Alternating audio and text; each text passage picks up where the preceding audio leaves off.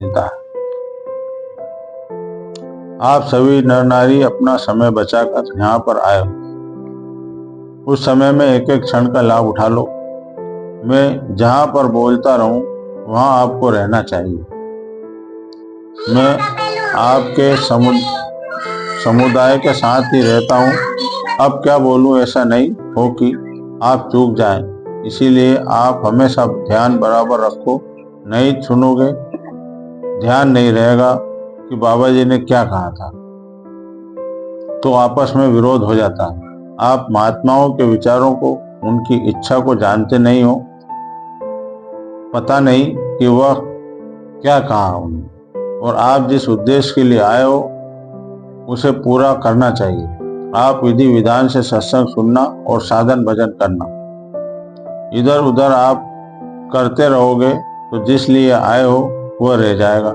यह जरूरी नहीं है कि सभी काम आप करते हैं। मत करो, यहाँ पर रहो। जब आपको सुनाया जाए तो अच्छी तरह ध्यान पूर्वक सुनो और इच्छित होकर से सुना करो। हर काम में दया होनी चाहिए।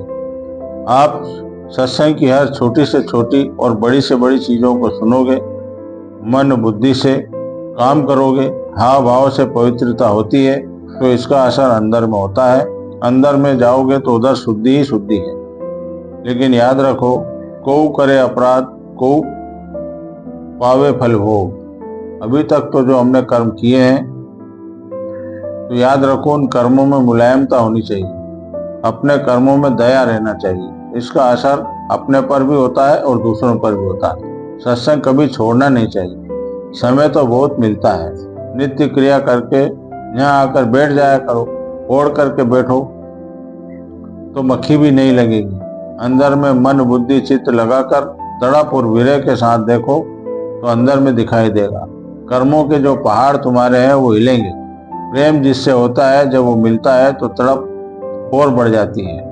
जब बच्चा माँ से मिल लेता है तब बैठकर गोदी में चुप हो जाता है। तो यह उच्च कोटि की साधना है, कोई खेल तमाशा नहीं है।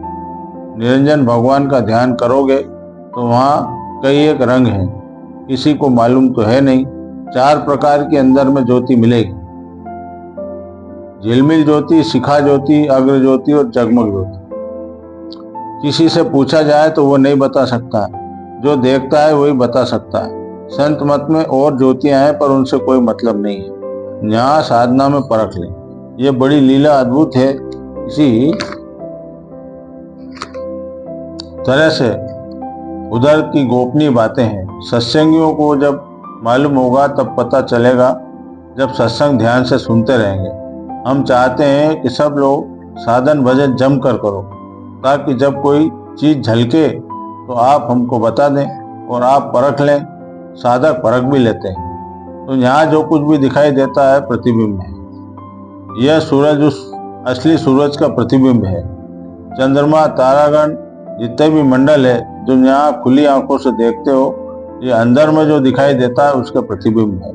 उन मंडलों में योगी योग करके जाया करते थे और वहीं फंस जाते थे, पर संत मत के साधकों को यहाँ फंसने नहीं देते हैं। यह सब कुछ फंसाने के लिए रखा गया है। जब गुरु मिलते हैं तो कहते हैं चलो आगे। यह तो कुछ भी नहीं है, तभी तुम आगे जा पाओगे, नहीं तो बड़ा मुश्किल होगा।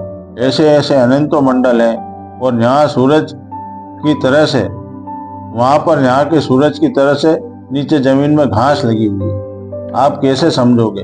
हम चाहते हैं कि आपके कान में एक बार डाल दूं ताकि साधना के समय आपको याद रहे। आप लोग अपने अनमोल समय को सत्संग में, साधन भजन में लगाएं। जहाँ सेवा होती है वहां पर रहें। सूरत के निकलने का दरवाजा इसी शरीर में है। जय गुरुदेव। आज के सत्संग में परम पूज्य स्वामी जी महाराज ने अंतर्गत, जो आप साधना अंतर्गत करते हो, जब अंदर में बैठ करके साधक अनुभव शुरू करता है तो क्या क्या दिखाई सुनाई देता है, इसकी एक झलक स्वामी जी महाराज के आज के सत्संग में आई। उन्होंने कहा कि जब कभी सत्संग सुनाया जाए तो सत्संग में रहा करो। यानी सत्संग सुनते समय अपने मन को इधर उधर भटकाना नहीं चाहिए। जो बात सुनाई जा रही है उसको एकाग्रता से, तल्लीनता से सुनना चाहिए, जिससे कि अंदर में जब साधना करो तो वो बातें याद आ जाए, तो आदमी भटके नहीं। तो अंदर में गुरु महाराज ने बताया कि 4 तरह की ज्योतियां देखने को मिलती है, शिखा ज्योत, अग्र ज्योत, झिलमिल ज्योत और जगमग ज्योत। तो स्वामी जी ने कहा कि आप अच्छी तरह से उसका दर्शन करोगे, और पहचान तब होगी जब आप अंदर में चलना शुरू करोगे।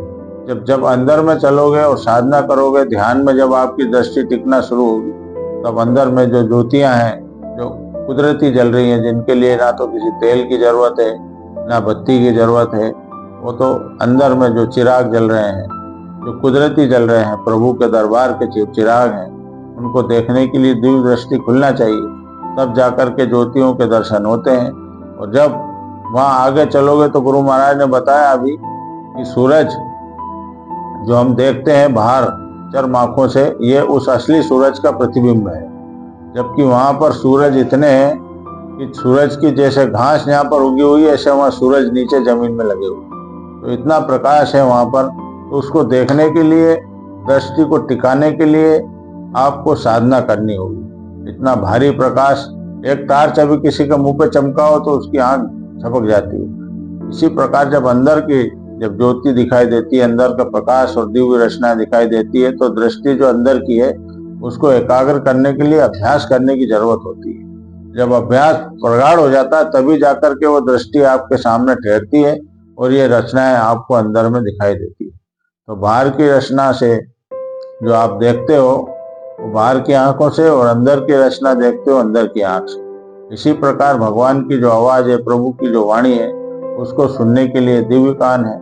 उस कान से जब सुनोगे तो मालिक की आवाज आपको सुनाई देगी, जिसको आनंदवाणी, देववाणी कहते हैं। तो सब चीजें गुरु महाराज ने हमको बताई है। अब हमको जरूरत है उन बातों को याद रख करके अपनी साधना में तल्लीन होने की। गुरु महाराज ने कहा कि हम चाहते हैं कि आप जमकर साधना करें। जब जमकर साधना करोगे, लगकर करोगे, तो दिन पर दिन तरक्की होती जाएगी। ऐसा नहीं कभी किया माला, कभी नहीं किया, कभी ध्यान किया, कभी नहीं किया, तो ऐसे में तरक्की नहीं होगी। तो बराबर करते रहने से जब एक जगह टिकने लगेगी सूरत, तो अंदर का जलवा प्रकट होगा। जय गुरुदेव।